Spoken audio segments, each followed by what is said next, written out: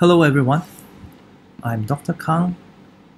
So today I'm going to show you how to make histograms using an online tool called Chart Studio.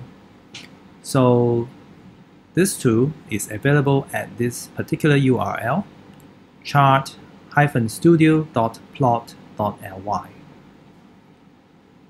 To get started, we first need to import some data. We click on Import and upload the data. So we will try the brainwaves data, which you can find in Spectrum. Once you have loaded the data, you will see it in the spreadsheet on the screen. After that, we will call for the plot that we wish to make. So we do this by clicking the traces option under structure, and then you click on plus trace. So then you will see this small box here where you can choose the type of plots that you want to make. So here we want to make a histogram.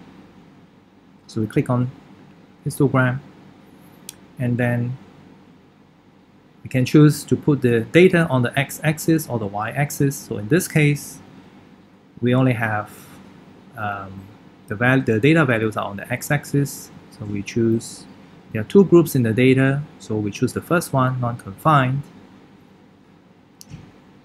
And then immediately you get the histogram. Now, it will be interesting to compare the histogram between the non-confined and the confined groups. So we will have to superimpose another histogram onto this plot. So to do that, we first go to Style, and then click under Traces. We first have to change the bar mode from Grouped to Overlaid. After that, we go back to Traces, and then we add another graph. For x values, choose the confined, and then you get the histogram for the confined group appearing on the same graph. Now, because the colors of the graph are solid, so part of the distribution of the blue histogram is obscured by the red histogram. So we can improve that graph by going to Traces, and first we have to make sure that the bins of the histogram begin at the same values. So let all of them start at 9 and end at 11.5. So you can see that this is the range of your data. So under point opacity, you can choose 50, and then you can see that the solid color has become 50% opaque. So you do the same for the other graph. Change the bin starting position to 9 and end at 11.5. Okay. And then you choose the opacity to 50, and there you go.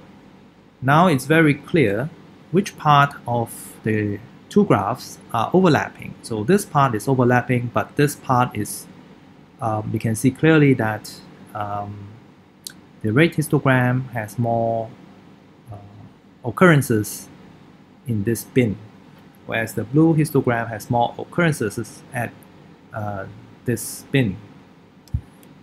So once you have done this, it's time to make the graph, to complete the annotation of the graph.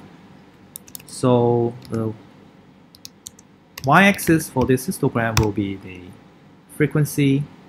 And sometimes you might want to use the density so that the rectangular bars can be interpreted as a relative frequency, but in here we will just use a simple frequency for the height. And then on the x-axis, this will be the brain waves the alpha waves. They are actually the alpha waves, and give the unit in hertz. So, and then we also have to change the update the annotation here. So you can go back to the text here. So trace 1 is for confined, and you can see that the updating is real time, and trace 0 is confined, non-confined. Sorry. Okay, so there you go. You have made your first histogram. To save the histogram, click on Save. And you need to have an account with the Chart Studio, which you can register easily. It's free. So I'm going to try my account. Okay, so I've got into my account, so I can save the plot. Save the file publicly. It's completely free. For the basic options, it's completely free. If you want further options, you may try to explore the software on your own. So once you have saved, you can export the image in the form of a PNG file, PDF file, SVG file, or EPS file. So let's try the PNG file.